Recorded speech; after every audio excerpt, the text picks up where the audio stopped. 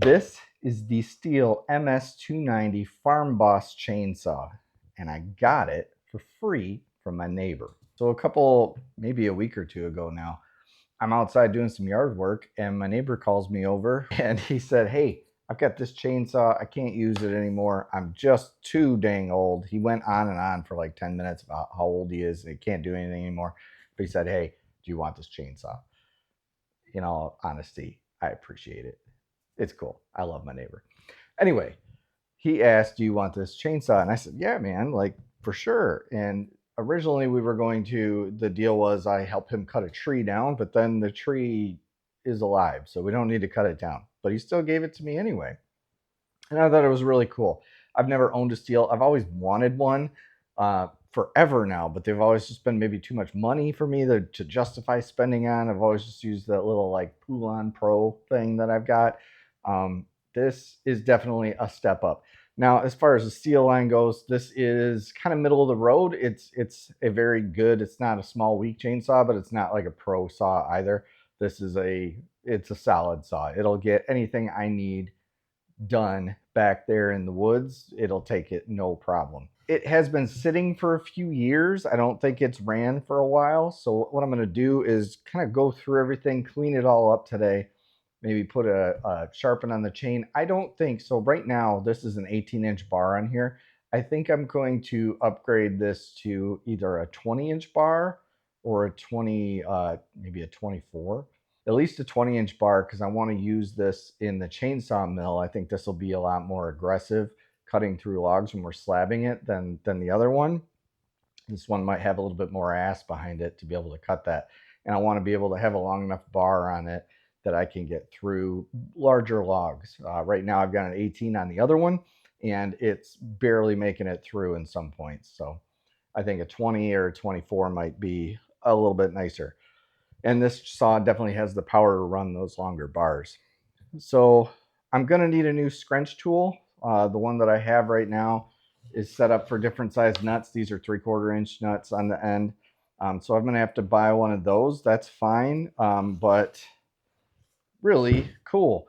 So I figured today I'll clean this up, and you guys can watch me clean it up if you want.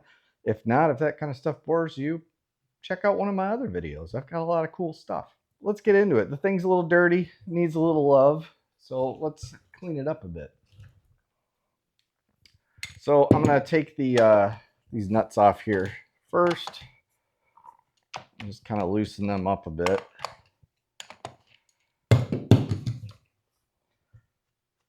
So yeah, I've always wanted one of these STIHLs. These are cool.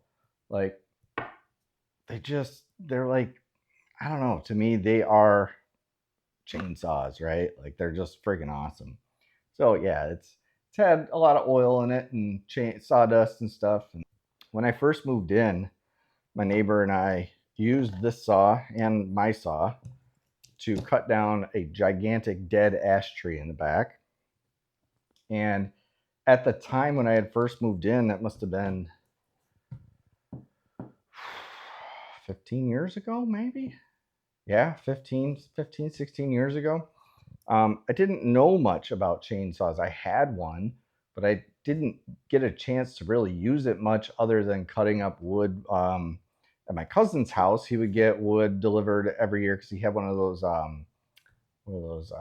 geothermal, but those like outdoor where you just cut giant logs and throw them in like a shed looking thing and it heats your house. I don't know the name of it right now. I can't think of that. But that was all I really used it for. So I got my chainsaw out and, it was talking to him and he's like, "Oh, we gotta get this tree down. It's, it's gonna fall on the houses. Let's take it down." And it took us all day to get that tree down. We got this one stuck. Then we got mine stuck getting that one out. Then we took this one and got it out again. And none of us had wedges or anything. And then finally the tree falls and gets hung up. And then we had to cut it again. And we're hacking at it all day. And every time we would get it to fall, it would get hung up again. So it would just fall like 6 feet more and 6 feet more. It was ridiculous. Like there's two of us out there with no idea what we were doing at the time. So it was a fun story that I will always remember of using this saw and my saw. in combination. So for cleaning up plastic parts and stuff, I like Windex. I feel like it's a good cleaner because it doesn't have any like water or anything in it. It's well, I mean, there is water in it, but it's alcohol based. Most of them are. So if you get some that like leaks down in a crack or something, it won't sit there and like rust any metal parts it comes in contact with or anything. It's alcohol. It'll eventually just evaporate and dry up. And I feel like it eats away the alcohol in it, kind of breaks down the oils a little bit better. So I use Windex. Plus the smells pretty decent. I enjoy the smell of Windex. So you can already see it's starting to clean up real nice and look really well. So did you check out the 10th wave yet? Have you watched it yet? If you don't know what that is, the 10th wave is kind of a short film docu-series type video I did for a trip. We went out to Maine, and we were kind of in search of seeing wild seals in the wild, or seeing seals in the wild. So we went out there, and I had a blast. We were out there for like a week, and got into some fun. Went to a few different places, and saw a lot of cool stuff. So made a little film about that. I was gonna break it up into like a bunch of different videos. You know, I was gonna do like one whole video on Thunder Hole, which is like if you didn't see the video, Thunder Hole is like this area in Acadia National Park that has it's like this area between rocks where the waves come in and they like crash, and they make like this huge cool thundering sound, and the water splashes up and splashes everybody, and everybody has a blast with it. I was gonna do a whole video on just that, and I'm like, I mean, what am I gonna do for, you know, like most of my videos I want to be 8-10 minutes long. Maybe some of them are longer, up to 30. You know, what am I going to talk about for 10 minutes here? You know, is it even worth it? And to get 10 minutes of video, I've got to probably film 30 minutes worth, you know. So I decided, I'm like, no, I'm gonna make one big video out of all of it. And if there is some interest in any particular part, maybe I can show a little bit more like behind the scenes stuff that I did on it or something, you know, and make a separate like offshoot video after the fact. But yeah, like, so I did that and posted it out, and I think it's done pretty well so far, honestly. In the beginning, I didn't think it was doing too well, but I think the last I saw, we had about maybe 1,800 views on it, which is pretty good. So I took some more parts off this thing because it was a little dirtier than I thought. So kind of over here on the bench now, just got like an acid brush, and I'm getting in all like the little cracks and crevices. Like, yes, I know this is going to get dirty the first time I go out and cut wood with it, but I want all my tools to be operating the best, and I want my neighbor to know that I'm taking care of his tools and that I appreciate it. I'm not just going to let it sit there and not be nice and clean. I got another little brush here that I've been using as well, a little more aggressive.